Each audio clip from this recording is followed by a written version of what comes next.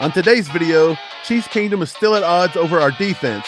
Today, we're going to take a look at PFF's latest rankings, plus an MVP debate, Patrick Mahomes or Jalen Hurts. We'll talk about all that and more. Stick around. So we have one for the Chiefs defense haters today, as PFF actually ranks them up one to number 6 from 7 after their latest game against the Broncos. I thought they had a pretty good showing, a lot of pressure on Russell Wilson, a lot of sacks, some turnovers, but they let up 24 points. So there's still some fuel for those haters. Mike, what do you think about it? Yeah, I'm not that surprised they went up in the rankings. They were number 7 against the Seahawks. They moved up to number 6. I thought it was a pretty good showing. I know there's a lot of Chiefs content creators. There's a lot of people on Twitter. They're all dogging on the Chiefs defense yet again. I know the Broncos are not a good offense, but at the same time, they kind of had a different strategy. They kind of just played low, slow. They wasn't shooting for the big play very often. The only big play they did try, Cortland Sutton got called for a push-off. That was debatable. Otherwise, I mean, the Chiefs defense looked pretty good. We keep forgetting that because we started the season so hot on the defensive end that we weren't young. And like now that we're starting to have a little bit of hiccups from the young guys, but they're starting to get over it a little bit now that we're getting closer to the playoffs. So I believe we've went through the rough, and coming out here, I believe going into the playoffs, we're just going to keep tightening it up each week. And as long as Spags can get some good game plans working and the guys can execute, I think we're fine. I don't think it was ever as rough as people thought, to be quite honest about it. I think that it was just standard rookies going through it. And every time one little thing happened or one team scored more points than they thought they should, all of a sudden the defense was bad. And then they had Spags' head on the chopping block, just all kinds of stuff. I just think it was premature. I think it was a scapegoat kind of mentality, the same way we talked about Tommy Townsend yesterday. It's just there's always a group of people looking for something to blame other than just saying, hey, this is how things go sometimes. Or maybe they're playing an NFL team that actually can execute on offense occasionally. Right. Like our defensive line, they are highly paid. They are inconsistent. I'll give them that. But I've thought Mike Dana's looked good this year. Colin Saunders has stayed healthy and looked good this year. Chris Jones has surpassed Aaron Donald as probably the best defensive tackle in football, if not the best defender in football. Frank Clark has had a resurgence. Carlos Dunlap has been a heck of a pickup. George Karlaftis is starting to turn it on, but he has played with an intensity this entire season that is unmatched. If you look on the back end, we've got rookie after rookie. We got rid of Rashad Fenton not even halfway through the season, and we've had nothing but rookies. And we've dealt with injuries the whole way. We've dealt with a Willie Gay suspension, and Nick Bolton's not taking a step back this year, is what usually happens. So I thought we've looked solid all year. I continue to think we get better. I think by the end of the year, PFF could have us as a top 5 defense, and that's going to surprise a lot of people in Chiefs Kingdom. Oh, for sure. If they were to go out and have a good game against the Raiders this week, who's to say they're not going to go up another spot? And I think they will have a good game against the Raiders. I did see where Stidham put up a lot of points on the San Francisco defense that everyone likes to harp about all the time as being the greatest defense in football. But I just feel like that Raiders offense is vulnerable to having a bad game, and it could happen. I mean, backup quarterback, and the team was kind of sputtering all year anyway. So we'll watch it and see how it goes. But I think people, once again, just lay off that defense a little bit. I think they're starting to hit their stride at the right time. We're getting to the playoffs, and we got a lot of experience under our rookies' belts.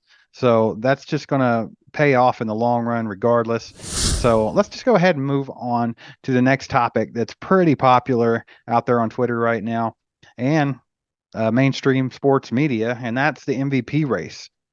Now, you actually have people like Emmanuel Acho, and you have several Eagles fans and other people on Twitter who are saying that Jalen Hurts is the obvious MVP because the Eagles lost the last 2 games without him, saying that he's obviously the most valuable player to that team. And I will agree with them. He's the most valuable player to that team for sure. But Patrick Mahomes is the most valuable player to the Chiefs. And overall, he's much more valuable than Jalen Hurts. I just don't understand the argument that since Hurts out and the Eagles have lost 2 games, that all of a sudden he overtakes Patrick Mahomes, who is having a career year. The Chiefs would not have won the last 2 games without Patrick Mahomes. So if it was switched around, do you think it would be the same argument? I don't. No, not at all. Patrick Mahomes just doesn't get credit. He doesn't get enough credit. I understand where they're coming from, but part of being an MVP is being available and being on the field. You sometimes, I know there's injuries you can't fight through and this and that. I get it. You can't fault Jalen Hurts. But again, Patrick Mahomes set out a meaningless game a couple seasons ago and they stripped the MVP from him. Nobody was even close. This year, Mahomes is head and shoulders when you start looking at every stat down the board. And again, they'll say, well, running is part of the game too nowadays. You know, look at Lamar, look at this, look at that. I get that Jalen Hurts is basically a glorified running back with a pretty good arm, but you got to look at the other aspects. All offseason, we have been gutted on this offense, according to the media and everything. And Jalen Hurts and them not only drafted wide receivers over the past few years, number one picks, and they've went after AJ Brown. They're getting pieces left and right for this guy, and he's still his throwing numbers are still not as good. So it's just not even close, in my opinion. If you pull Mahomes off this roster, this team's not winning very many games either. I'm sorry. Andy Reid's a great coach. We have a good offensive system. Our defense is playing well. But if Shane Boucher was our quarterback, we're not winning 6 games this year. Right. And one thing that you failed to mention was the Eagles actually have the best offensive line in football. I know Lane Johnson just went down, but up until then, they're the number one offensive line in football. So he had that to stand behind. Also, if you really get to looking at the rushing stuff, obviously Jalen Hurts rushes a lot more design plays than Patrick Mahomes. We don't really design plays for Mahomes to run. Jalen Hurts had 118 design run plays this year. So, I mean, of course he's going to have better rushing stats. The same way Patrick Mahomes has passed more than Jalen Hurts, so his passing stats are going to be a lot better. But if you look at the overall, man, Mahomes is still light years above this guy. It's not even close. And if you really want to get technical about the running, if you just want to go by scrambles, they've both scrambled in the 40s. Let me look. 43 times that Patrick Mahomes had to scramble this year, and he accumulated 317 yards. Jalen Hurts had to scramble 40 times, and he accumulated 332 yards. So, I mean, really, if you just want to go off ability, like to make things happen and do what you got to do to get that first down or whatever it might be, they're right on the same level when it comes to that. It's just that Mahomes don't get designed run plays with good reason because he's a quarterback. Yeah, you mentioned the offensive line is ranked number 1 in the league. What about the defense? The defense for the Eagles is ranked number 3, according to PFF. Right. They're 3 spots higher than our defense. And again, people do have an argument. Our defense lets up a lot of points. I know it's a lot of garbage time points, but sometimes it's not. And it has been attributed to some of our offense, leaving them on short fields, some costly turnovers here and there. I know Mahomes has got to have more interceptions than Jalen Hurts. I get it, but he throws the ball 3 times the amount. So you're going to have something like that. Also, look at the coaches, man. 60 some like offensive plays and 45 to 50 passes per game is what we're putting up. We're barely running the football.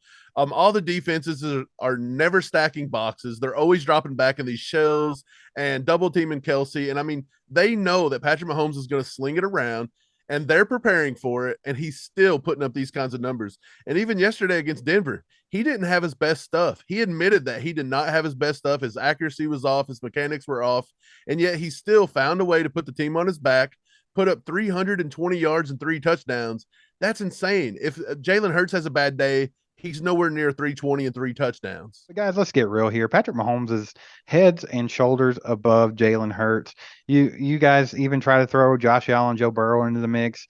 I mean, they've all had good seasons. All of them quarterbacks have had great seasons. I'm not saying they haven't, but Patrick Mahomes is on another level, and people just need to acknowledge it and quit holding him to a different standard than the rest of the league. There's several reasons, but yeah, if Mahomes wins this race, which he deserves, I think it'll be a shocker, to be honest. I think they're going to do everything they can to keep it out of his hands. So there's been a lot of talk about Harrison Butker and his struggles lately. Is it Tommy Townsend? Is it just Harrison Butker having a slump? And then we had Dustin Colquitt get involved and all that. And then we have all kinds of Chiefs media, Chiefs YouTube channels, Chiefs everything talking about, well, Dustin Colquitt is in the right here. He's much better than Tommy Townsend will ever be. And we need to get rid of Tommy Townsend. It's all his fault. So we got to looking at that, Mike. We really dug in there, and we wanted to see just what the difference was with Harrison Butker and his accuracy when he had Dustin Colquitt holding the ball as opposed to Tommy Townsend. So, Mike, you got some stats on that. Let's hear it. Yeah, so when I was talking to Kent Swanson, there's a couple people chimed in on Twitter. They kept saying, hey, when Colquitt held the ball for Butker, Butker had the highest accuracy he's ever had. That is wrong. That is wrong. It's completely wrong. In 2017, Butker had 90.5% kicks on field goals. We're just going to look at field goals, not even counting extra points, because Butker has never been the greatest extra point kicker. I don't care what you say. He's always been a little bit of a liability there. But if you look at field goals, he was 90.5% when Colquitt held for him. And I think it was Butker's first season. He only played 13 games with us that season as well. That's why the numbers are probably a little higher. He had 3 less games that he maybe could have missed. In 2018, 88.9. In 2019, 89.5. But the funny thing is, the first year Tommy Townsend held for Butker, Butker had the highest kicking percentage he has ever had in the NFL at 92.6%. So this year at 73.9%, it's safe to say Townsend didn't forget how to hold the ball over the past 3 years. I would say that this is probably on Butker, whether it be injury, whether it be mental, no matter what it is, maybe a combination, but it's not all Tommy Townsend. And the constant piling on is causing Townsend to get in his head. And that's why you've seen that muffled snap the other day, Steve. I really do believe that. Absolutely. We've had a few people call that out and say, hey, you guys are right about this. I feel I'm right about it. Call me arrogant or not. I just don't feel like you can blame a holder if the laces are proper. I think Harrison Butker, the fans are just being a little bit of a Ray Finkel for him. Instead of him having some accountability, it's the laces were in, laces out, Dan. That's what we're doing here. It's just kind of ridiculous. But something else that's ridiculous is Denver Broncos fans and just NFL fans in general who feel the need to think that the Chiefs only beat the Broncos because they didn't call a roughing the passer on Chris Jones for the sack that he had on Russell Wilson. And then they go on to say that if it was Patrick Mahomes, there would have been flagged on the field like confetti. Mike, how ridiculous are these people? Do they even watch football? No, I think Patrick Mahomes has had one roughing the passer penalty called on him all season long. We've seen him be body slammed. We've seen him be choke slammed. The entire WWE has had a crack at this guy this season. No, he's never got a call. He never will. They also said they lost the game with Cortland Sutton got called for the push-off. That's obviously not true either. Was it a little bit of a nitpicky call? Yeah, it was. Did he fully extend his arm? Sorta. But from the angle that the official was setting, I'm surprised they even called that. But look, our defense gets called for more penalties than any other defense in the league. If you look at just the amount of times we get called on third down drives that gift them first downs, you can just go to the Texans game and see that we don't get calls. So for every fan base that act like the Chiefs just get all these calls, it's obvious they do not watch our games. They just look at our record and think that we always just win because of the calls, when that's obviously not the case. Right. I actually have the numbers right here. So if you want to look at roughing the passer calls, it'll start at the very top with Jared Goff with 6, Geno Smith with 5, Ryan Tannehill with 5, Kirk Cousins 4, Tua 4, Rodgers 3, Russ 3, Allen 3, Burrow 3, Brady 2, Herbert 2, Lawrence 2, Dak 1, and then Mahomes 1. So yeah, it's ridiculous. That narrative's so bad that Mahomes just gets all the calls and he cries and gets calls. It's just people that hate the Chiefs. That's all there is to it. They're saying that the tackle was different from Chris Jones on Russ to what the Texans did to Mahomes a couple weeks ago. And yeah, you're right. They're right about that. It was different. Like Chris Jones kind of wrapped him up, picked him up and slammed him down because they refused to blow the play dead. If you look at the play from the Texans game, Mahomes fumbled the snap. He grabbed the ball off the ground. It's still a live ball that he can throw. He's still a quarterback. That did not declare him a runner, no matter what anyone says. And then this guy literally slams him to the ground on his head, like in a whipping fashion. Much more violent than what Chris Jones did to Russell Wilson, in my opinion. But Broncos fans just like to take L's, man. That's all there is to it. Because one of them actually put on there, show me one time that Mahomes had to take a hit like that. And someone instantly put that clip from the Texans game up. They just like to lose at life. Dude, imagine losing to a team 15 straight times and then thinking that one call on Russell Wilson was going to be the Well, that's what they're really mad about. That's what they're really mad about is the fact that they lost 15 straight times to the Chiefs. It has nothing to do with Chris Jones' tackle on Russell Wilson. That's pathetic. Quick injury update on L'Jarius Sneed. He left with a hip pointer the other day. They said it was mild. He did return to the game. He should be good to go. It shouldn't be a long-term thing, just a mild, minor hip pointer. So good news on Sneed. We're still waiting on Tooney's MRI to come back, and we'll update you guys as soon as we know what happens.